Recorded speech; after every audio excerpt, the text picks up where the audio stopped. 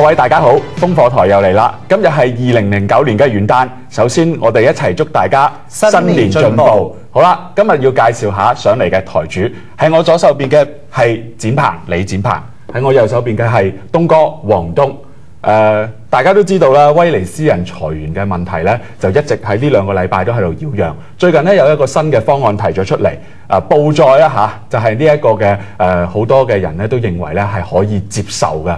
咁但係咧，我哋仍然見到咧，業界有好多人咧都有好多嘅唔同嘅聲音，甚至可能有啲怨氣。不如我哋睇段片先啦。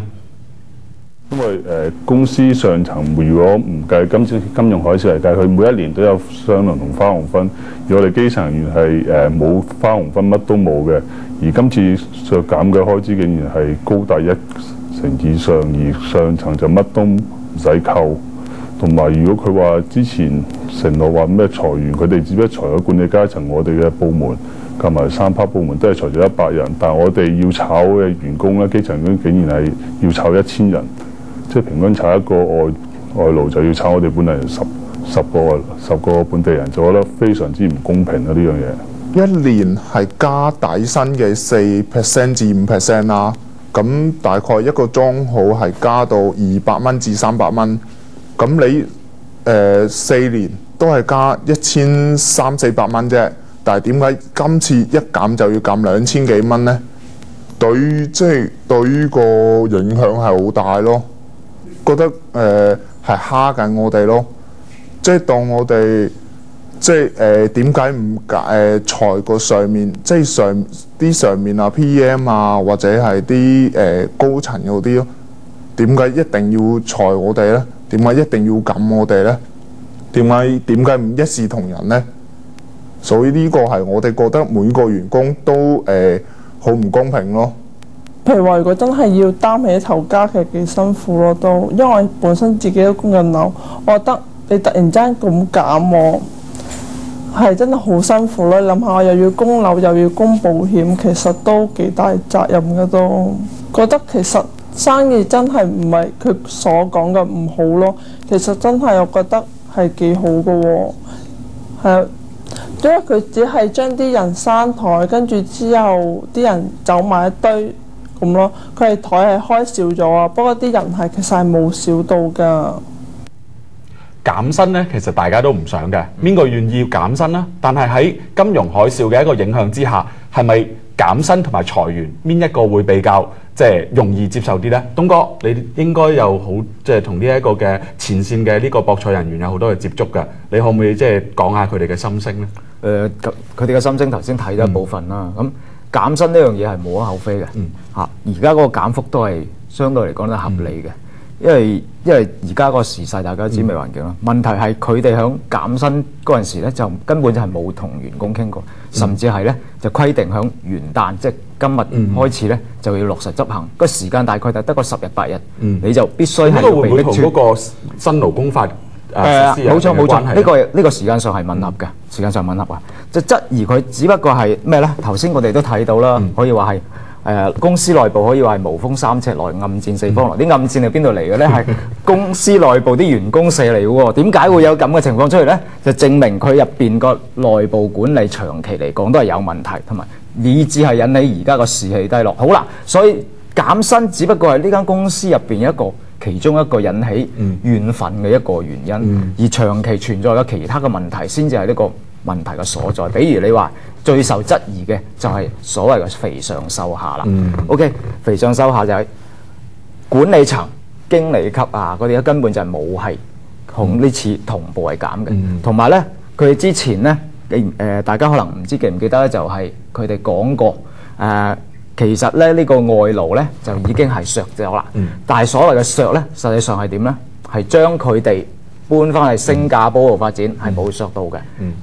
即係我哋要排向一個佢哋公司個全球戰略嚟睇咯，就唔好話單單同澳門嗰方面合唔合理啊，或者佢哋美國嗰方面喺呢方面做得係好鬼圓滿，即係有晒詳細嘅調查。澳門嗰邊，喂，點解要犧牲我哋澳門人嘅利益呢？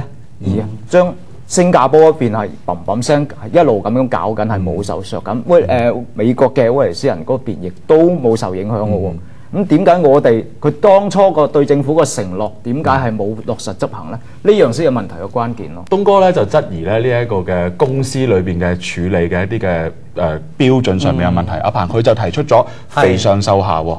肥上瘦下都會係一個我哋質疑嘅地方啦。咁其實令我諗翻起，即係話大半年前咧，即係當時金都裁員咧，我覺得個 case 可能有少少唔同，因為咧，譬如好似金都嗰類比較係中小型嘅即係賭場酒店咧，係似乎的確係經營困難，係比較社會比較認同嘅。咁咧，但係今次威尼斯人減薪咧，即係可能大家覺得其實你生意好好嘅喎。我諗咧個質疑點咧就係呢一度啦。咁啊，所以我哋即係其實頭先即係話一啲即係博出嘅員工都有講翻啦，即係咪可能係依然有好多賭客嘅，但係你刪少。刪咗幾張台，咁然之後咧要啲員工咧就一個人係做多工作量係倍增咁樣，咁呢個係一個質疑點啦。咁另外咧，譬如話佢哋係咪真係好似員工所講，用一啲比較係強迫嘅手段去逼佢哋簽署呢一個協議咧？好啦，頭先阿黃東都有講啦，係咪依然有外傭嘅存在？咁只不過咧，佢哋係所謂升咗去一啲管理階層嘅位，就唔使炒佢哋先咧。好啦，同埋咧時間太倉促，呢個亦都真係事實咯。即係你一個咁重要嘅一個即係減薪嘅方案，咁啊你俾10日8日人哋考慮喎，咁人哋可能學話齋即係供緊樓啊、供緊車位，我都要規劃下我嘅經濟，我條數點樣計嘅喎。咁啊，同埋亦都有嗰個肥上瘦下之嫌咯。咁所以我覺得即係我哋話。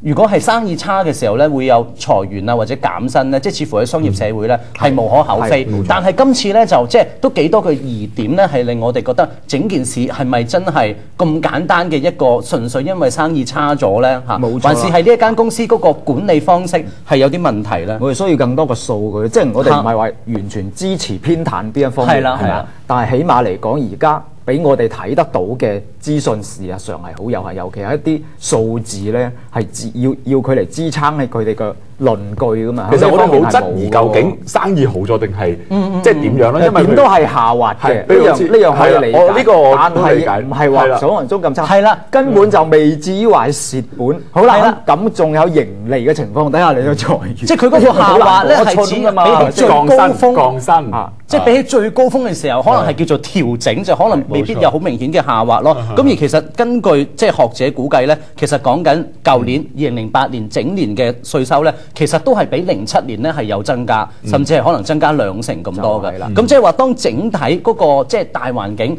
可能有啲影響，有啲調整，但係都唔係話嘣一聲下滑嘅時候，咁我哋嘅生意有受到幾多影響咧？咁頭先黃東講到話就係嗰個數據咯。咁其實今次嘅事件咧，我都睇翻，其實譬如話政府有冇掌握一個好實質嘅一個好詳細嘅關於博彩業嘅從業人員人力資源嘅數據咧？嗱，譬如話如果賭客減少幾多，我哋可能咧就會需要縮減幾多可觀嘅人手。即係話咧，如果我哋本身我哋自己政府掌握呢啲數據係好清楚嘅時候咧，咁當有呢啲事發生咧，我哋可能就可以講得大聲啲啦，就係話你裁咁多合唔合理，或者你減薪減咁多合唔合理？咁但係好似而家咧，我哋冇乜好多嘅理據去支持我哋話你究竟減咁多合唔合理咧？咁樣主動又變成被動咯。政府每次都係呢個事件勞資糾紛發生之後，一個被動咁回應同跟進。如果掌握咗呢啲展鵬或者嗰啲有用嘅數字同埋係理據嘅話，佢哋就可以主導呢個方向嘅發展，就唔至於話咁多社會問題出現啊嘛。其實呢啲數字我哋一路都喺度追嘅，但係好似都係見唔到。咁但係我哋都會見到，譬如好似專業啲、細化啲嘅數字。即係我哋今次會見到，如果勞資又係出現咗糾紛嘅時候，我哋又要訴諸呢個所謂嘅即係話公權力嘅一個介入，咁但係即係我哋會見到今一次即係勞工事務局出到嚟，佢哋其實都有啲吃力不討好啊。其實我係可以接